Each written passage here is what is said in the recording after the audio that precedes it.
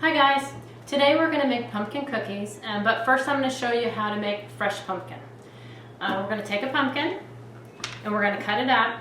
We're going to take the seeds out and we're going to bake the seeds, and I'll show you how you do that. First you want to wash your pumpkin, which I already did, because if it's dirty on the outside, which most of them are, as soon as you put a knife in it, you're contaminating everything on the inside. The same is with like watermelon and things like that. You should always wash the outside of it. So we're going to cut this up. Scoop out the seeds. Okay, so what I did was I cut the pumpkin in half. You don't have to take the top off and all that because you're only using the pumpkin. So you just want to cut that in half. Be careful cutting it in half. And then you're just going to scoop out all your seeds from the inside. When you want to make these pumpkin seeds, you don't need to clean them all up and get all of the gooey membrane type stuff off of it, because once you bake them, you're going to bake them like at 200 degrees. Once you bake them, all this stuff dries off and you can just scoop it off really easily. So we're just going to put some pumpkin seeds on here.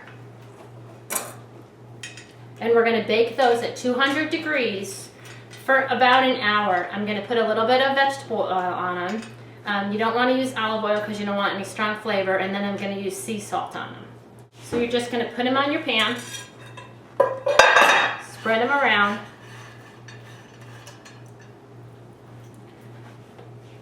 Put a little bit of olive oil on them. That might be a tablespoon for all of it. I'm just going to spread them in the olive oil.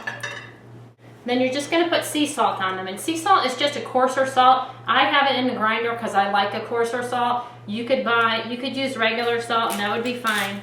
And you're just going to put it all over them. And then we're just going to pop them in the oven. They'll separate, once they're baking, you just want to separate them a little bit, but we'll put them in the oven. Move on to the next. So with a fresh pumpkin, what I'm going to do is steam it. You can, I'm going to use a vegetable steamer or a rice steamer, but you just want to cut off the very end of it. And again, be careful because it's a little tricky. And then I'm just going to cut it in smaller pieces. We're going to cut the pumpkin up to like this size pieces, just because it'll cook a little bit faster, okay? And then we're going to just put them in a steamer. You can also put them in a large, like a large stock pot, large soup pot with maybe an inch or so of water on the bottom, and turn that on, get that water steaming, and then put the pumpkin in, and you could cook it that way too. And I'll put the directions how long you need to cook it that way. With a steamer, probably 45 minutes or so. You'll be able to see the rind coming away from it, then you really know that it's done. So we'll get back to that in a few minutes. So as you notice, I had started this video with the other day, and now I'm finishing it another day, so that's why I'm dressed differently and like that. So I made these, and I showed you how to do the pumpkin seeds. This is what you're going to get from your pumpkins. Okay, you're going to put them on here. This is what they look like when they're done. They're just roasted pumpkin seeds, and they're just awesome.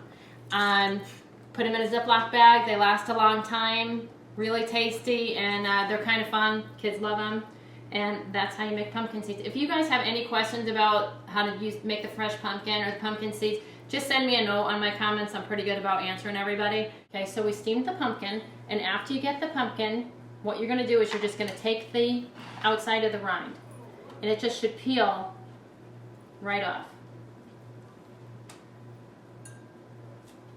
This is still a little bit warm. And that's what you're looking for, okay? So there's a couple different ways that you can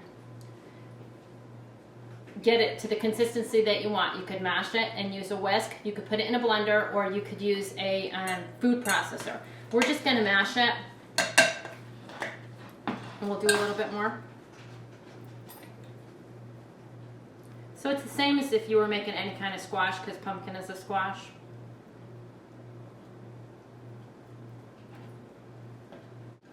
Okay, so what you're going to do is you're just going to take that pumpkin and you're going to mash it, or a food processor, or you could use even a blender. So I just use a potato masher, and then just a whisk, because you want it pretty fine. Okay, so this is the same exact pumpkin that you would get in a can, except it tastes a lot better. And then you would just measure it in a measuring cup, just like you would for any recipe, and you would use the same amount as it would call for the canned pumpkin. And the consistency is just perfect. So you're just gonna use that in a measuring cup, and we're gonna use it in our pumpkin cookies.